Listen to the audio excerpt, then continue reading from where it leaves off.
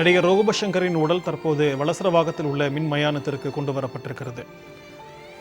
ரோபோசங்கரின் உடல் தற்போது ஊர்வலமாக வலசரவாக்கம் மின் மயானத்திற்கு கொண்டு வரப்பட்டிருக்கிறது. இன்னும் சற்று நேரத்தில் ஈமக்கிரியை சடங்குகள் முடிக்கப்பட்டு அவரது உடல் தகனம் செய்யப்பட இருக்கிறது.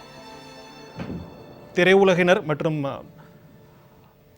நண்பர்கள் அஞ்சலிக்கு பிறகு ரோபோசங்கரின் உடல் தற்போது ஊர்வலமாக எடுத்து வரப்பட்டு மின்மயானத்தில் தகனம் செய்யப்பட இருக்கிறது. 46 வயதான ரோபோசங்கர் உடல்நலக் குறைவால் நேற்று காலமானார். அவரது இறுதி ஊர்வலம் நாம் நேரலையாக பார்த்து கொண்டிருந்தோம். தற்போது அவரது உடல் வலசரவாக்கத்தில் பிருந்தாவன் நகரில் உள்ள மின் மயானத்திற்கு கொண்டு வரப்பட்டிருக்கிறது. சடங்குகளுக்கு பின்னர் அவரது உடல் தகனம் செய்யப்பட இருக்கிறது. ரோபோசங்கரின் மறைவுக்கு திரையுலக பிரபலங்கள், அரசியல் கட்சி தலைவர்கள் உள்ளிட்ட பலரும் இரங்கல் தெரிவித்து வருகின்றனர். நடிகர்கள் சிவகார்த்திகேயன், தனுஷ், விஜயாண்டனி உள்ளிட்ட பிரபல நடிகர்களும் அரசியல் கட்சி தலைவர்களும் அவரது உடலுக்கு நேரடியாக வந்து அஞ்சலி செலுத்தினார்கள். அஇஅதிமுக கழகத்தின் பொதுச் செயலாளர் புரட்சிதா சின்னம்மா அவர்களும் கூட மறைந்த ரோபோசங்கரின் மறைவுக்கு இரங்கல் தெரிவித்திருந்தார்கள். இது தொடர்பான கூடுதல் விவரங்களோடு நம்முடன் தற்போது இணைகிறார் செய்தியாளர் முத்துக்குமார். வணக்கம் முத்துக்குமார். தற்போது மின்மயானத்திற்கு ரோபோசங்கரின் உடல் கொண்டு வரப்பட்டிருக்கிறது. இன்னும் என்னென்ன சடங்குகள் பாக்கி இருக்கின்றன? கூடுதல் விவரங்கள். வணக்கம். மறைந்த நடிகர் ரோபோசங்கர் உடல் அவரது இல்லத்தில் இருந்து ஊர்வலமாக எடுத்து செல்லப்பட்டு வந்தது. இந்த நிலையில தற்போது தகனம் செய்வதற்காக வலசரவாக்கத்தில் இருக்கக்கூடிய பிருந்தாவன் நகரில் உள்ள மின்மயானத்திற்கு கொண்டு வரப்பட்டிருக்கிறது. அவருடைய உறவினர்கள், அதே போல சக நடிகர்கள், நண்பர்கள் என ஏராளமானோர் இந்த பகுதிக்கு வந்திருக்கிறார்கள். இன்னும் சற்று நேரத்தில் இந்த உடல் என்பது தகனம் செய்யப்பட இருக்கக்கூடிய நிலையில அதற்கான ஏற்பாடுகள் என்பதும் செய்யப்பட்டு வருகிறது. குறிப்பாக அவர் ஏற்றி வரப்பட்ட அந்த வண்டியிலிருந்து தற்பொழுது ரோபோசங்கருடைய உடல் இறக்கப்பட்டு இந்த முறைப்படி செய்யக்கூடிய அந்த பணிகளும் தற்பொழுது நடைபெற்று வருகிறது. சென்னையில் படப்பிடிப்பில் இருந்தபோது நீடித்த குறைபாடு மற்றும் குறைந்த ரத்த அழுத்தம் காரணமாக மயங்கியிருந்த அவர் துரைப்பாக்கத்தில் உள்ள தனியார் மருத்துவமனையில் அனுமதிக்கப்பட்டிருந்தார். அதன் பிறகு மேல் சிகிச்சைக்காக பெருங்குடியில் உள்ள தனியார் மருத்துவமனையில் அனுமதிக்கப்பட்டு அங்கு சிகிச்சை பெற்று வந்தார். அங்கு அவர் தொடர் சிகிச்சை அளிக்கப்பட்டிருந்த நிலையில நேற்று இரவு உயிரிழந்ததாக அறிவிக்கப்பட்டிருந்தார். குறிப்பாக ரோபோசங்கரை பொறுத்த வரைக்குமே தமிழ் திரைப்படங்கள்ல குணச்சித்திர வேடங்களிலும் அதே போல தனியார் தொலைக்காட்சியில் ஒளிபரப்பான காமெடி நிகழ்ச்சி மூலமாக பரவலாக அறியப்பட்டவர். அடிப்படையில் அவர் ஒரு நடன கலைஞர். அதே போன்று பல தொலைக்காட்சிகளில் நிகழ்ச்சி தொகுப்பாளராகவும் இருந்தவர். மதுரையில் பிறந்த நடிகர் ரோபோசங்கரை பொறுத்தவரைக்குமே சினிமா ஆசையின் காரணமாக சென்னைக்கு வந்தவர். கிட்டத்தட்ட 1997 முதல் பல தொலைக்காட்சிகளில் மிமிக்ரி செய்யக்கூடிய கலைஞராக பணியாற்றி வந்த நிலையில திரைப்படங்களில் சிறிய வேடத்திலும் நடித்து வந்தார். அதன் பிறகு வாய்ப்புகள் கிடைத்ததன் அடிப்படையில 2007 ரவிமோகன் நடிப்பில் வெளியான தீபாவளி திரைப்படத்தின் மூலமாக திரைத்துறையில் அறிமுகமானார். தொடர்ந்து அவர் இதற்கு தானே ஆசைப்பட்ட பாலகுமாரா, மாரி, புலி உள்ளிட்ட திரைப்படங்களின் மூலமாக நகைச்சுவை கதாபாத்திரங்களையும் தனக்கென ஒரு தனி அடையாளத்தையும் பதித்துக் கொண்டார்.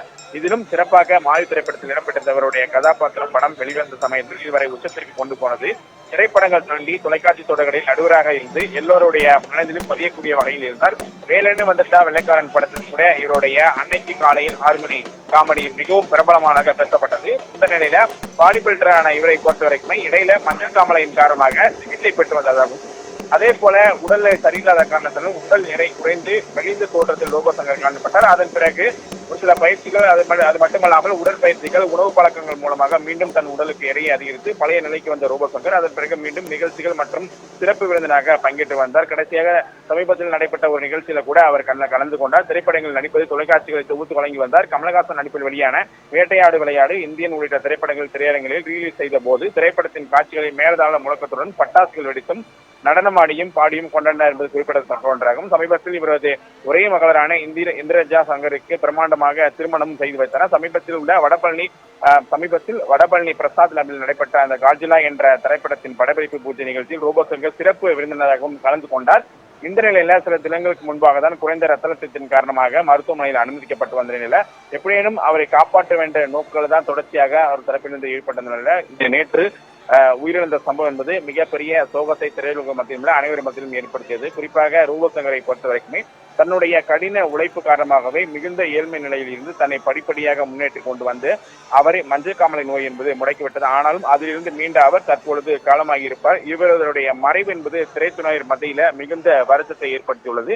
நேற்று இரவே அவர் உயிரிழந்த நிலையில அதன் பிறகு பெருங்குடியில் இருந்து அவருடைய இல்லத்திற்கு கொண்டு வரப்பட்டு, அதாவது வலசரமாக இருக்கக்கூடிய அந்த இல்லத்திற்கு கொண்டு வரப்பட்டு அங்கு தொடர்ச்சியாக நடிகர்கள் அஞ்சலி செலுத்தி வந்தார்கள். நடிகர்கள் மற்றும் திரைப்படங்கள் அதே போல உறவினர்கள், நண்பர்கள் என ஏராளமான தொடர்ந்து அஞ்சலி செலுத்துடன் நேற்று இரவு முதல் இன்று வரை அஞ்சலி செலுத்தி வந்த நிலையில சரியாக 3:30 மணிக்கு மேலாக அங்கிருந்து அவருடைய உடல் என்பது கொண்டு வரப்பட்டு, அதாவது அந்த வாகனத்தில் எடுத்து செல்லப்பட்டு அங்கு வீட்டிலேயே நடைபெறக்கூடிய அந்த இறுதி சடங்குகளுக்கான அந்த முறைப்படி நடைபெறக்கூடிய அந்த பணிகளும் நடைபெற்று அதன் பிறகு வாகனத்தில் ஏற்றி வரப்பட்டு தொடர்ந்து ஊர்வலமாக மேலதாளங்கள் முழங்க ரசிகர்களுடைய அந்த ஆட்டம் பாட்டத்தும் தொடர்ந்து கொண்டு வரப்பட்டது. இந்த நிலையில கிட்டத்தட்ட 1.5 மணி நேர அந்த ஊர்வலத்திற்கு பிறகு தற்பொழுதுதான் அந்த வாகனம் என்பது வலசரவாக்கத்தில் இருக்கக்கூடிய அந்த மின்மயானத்திற்கு கொண்டு வந்தது. இந்த நிலையில அந்த மின்மயானத்திற்கு வந்த பிறகு அங்கு பகுதியில் இருந்தக்கூடிய அந்த ரசிகர்களும் சரி, திரைத்துறையினரும் சரி கண்கலங்கி நின்றக்கூடிய அந்த காட்சியின் முன்னால் பார்க்க முடிந்தது. தொடர்ச்சியாக அந்த